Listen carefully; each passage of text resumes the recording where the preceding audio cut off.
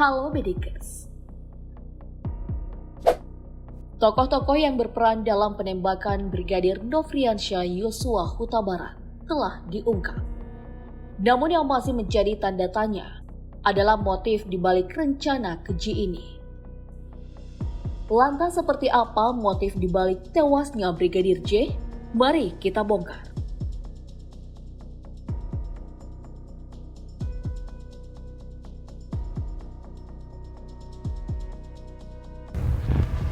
Setelah ditetapkan menjadi tersangka, Baradae telah memberikan berbagai keterangan yang membuka fakta-fakta baru mengenai tewasnya Brigadir J.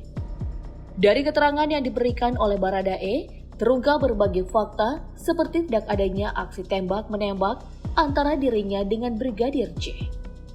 Baradae juga mengakui bahwa dirinya bukan penembak jitu, melainkan baru pertama kali diberi senjata oleh Ferdy Sambo di bulan November 2021. Dalam kesaksiannya, Baradae mengaku menembak dalam jarak dekat.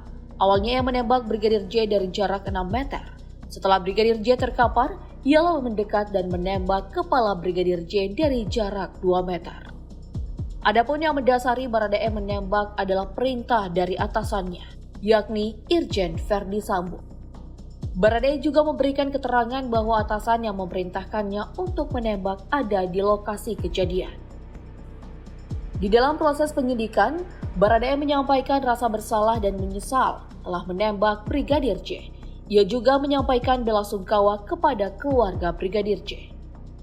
Sesaat sebelum peristiwa penembakan terjadi, kamera CCTV di rumah Ferdy Sambo merekam berbagai momen. Di antaranya pada pukul 15.29 waktu Indonesia Barat, Irjen Ferdy Sambo mengenakan seragam lengkap Polri mendatangi rumah ini dikawal oleh sebuah motor Patwal Lantas. Di rumah ini pula datang petugas kesehatan untuk melayani tes PCR.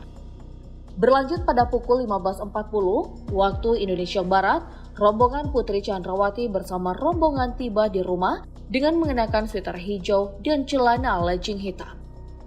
Di saat yang sama, para ajudan termasuk Brigadir J terlihat memasukkan barang-barang ke dalam rumah.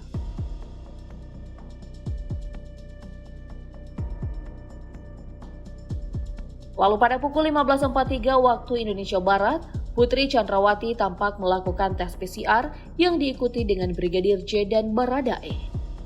Brigadir J dan Baradae terekam keluar dari rumah melalui garasi pada pukul 15.48 waktu Indonesia Barat. Kemudian pada pukul 17.07 waktu Indonesia Barat, Putri Chandrawati, Brigadir J, Baradae, dan para ajudan meninggalkan rumah pribadi Ferdy Sambo.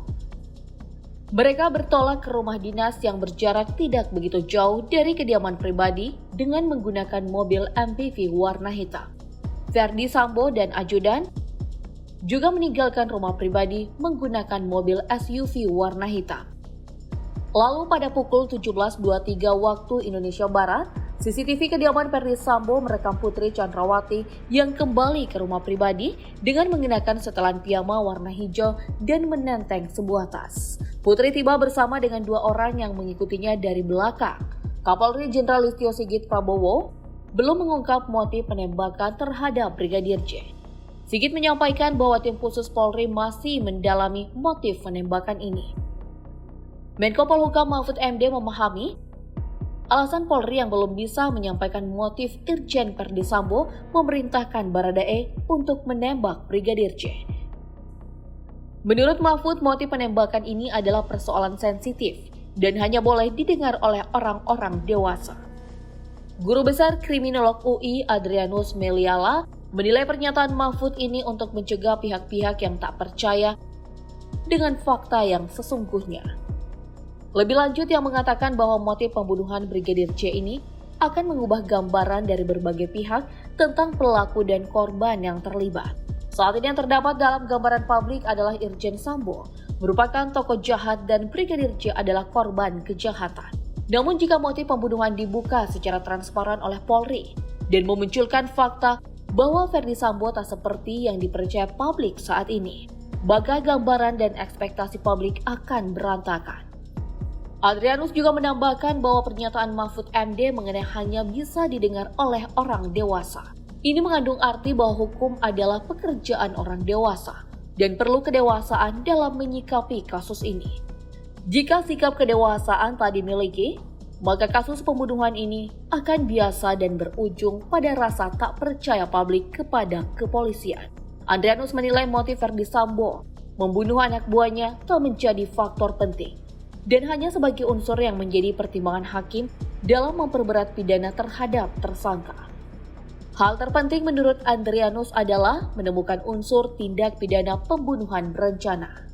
Mantan Kadif Propam Ferdy Sambo mengaku sengaja membuat rencana pembunuhan Brigadir J bersama Baradae dan Bribka RR.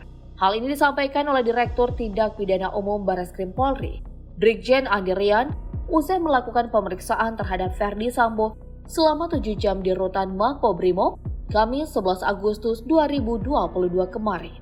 Kepada penyidik, Ferdy Sambo mengatakan bahwa pembunuhan ini direncanakan karena Brigadir J diduga melakukan perbuatan yang dinilai melukai harkat dan martabat Putri Chandrawati di Magelang.